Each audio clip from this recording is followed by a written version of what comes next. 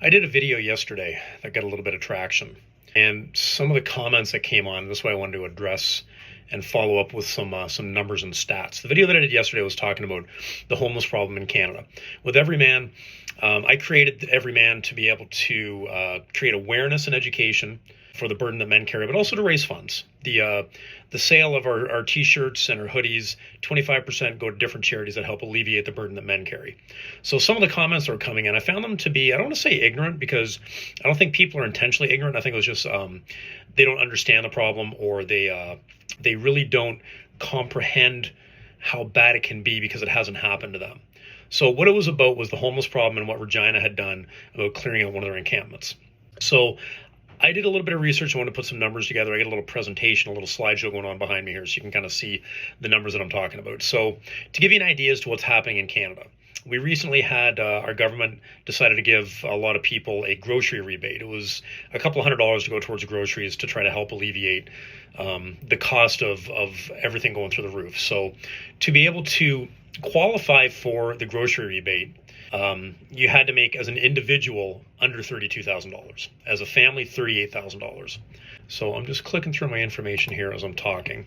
So 11 million people qualified for the grocery rebate in Canada. Out of those 11 million people, the current population in Canada right now is, or when this consensus was done, was about 38.9 million. So to qualify for the grocery rebate, you had to be at least 18.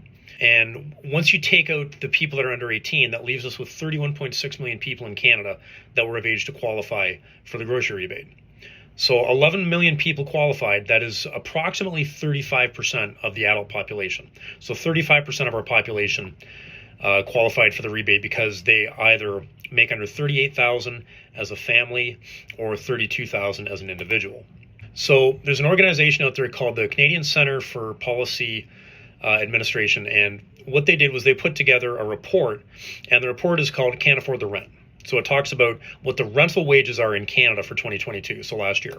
So it gives you a breakdown of what the minimum wage is, and then what it costs in every major city in Canada, and a couple of smaller cities too, to be able to live there. So it gives you a breakdown province-wise and a breakdown of each city. So the financial qualification was making $32,000 per year, or $38K as a family. $32K per year works out to $15.38 per hour based on a 40-hour work week. Based on the list provided by the Canadian Centre for Policy Alternatives and the numbers provided to qualify for the grocery rebate, 35% of Canadians cannot afford to put a roof over their head. We have a homeless problem in this country. Education is awareness. Those people you see living on the streets, they're not drug addicts or teenagers, or lazy teenagers.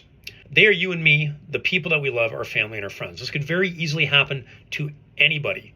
So take a look at the list of cities, what it costs to be able to live there, and then realize how much people are actually making in this country. It may not affect you directly, but start thinking about what's going to happen with your kids, because not everybody's going to come out of school making 150 grand a year. A lot of people are starting off at the bottom.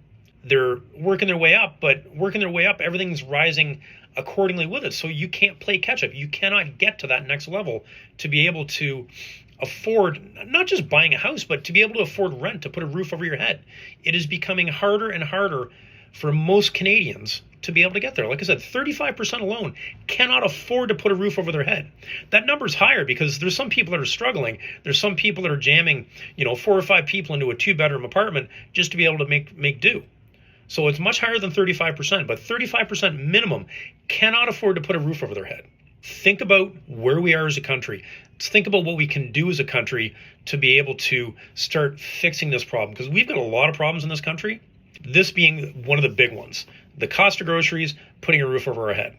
Those are our 2 biggest problems. Tell me in the comments below, what can we do to fix it? And don't just say, get rid of Trudeau, or get rid of Ford, or wherever you live. That simple thing in itself is not going to fix it. This is a multi-layered problem. What can we do to fix it? Let me know below.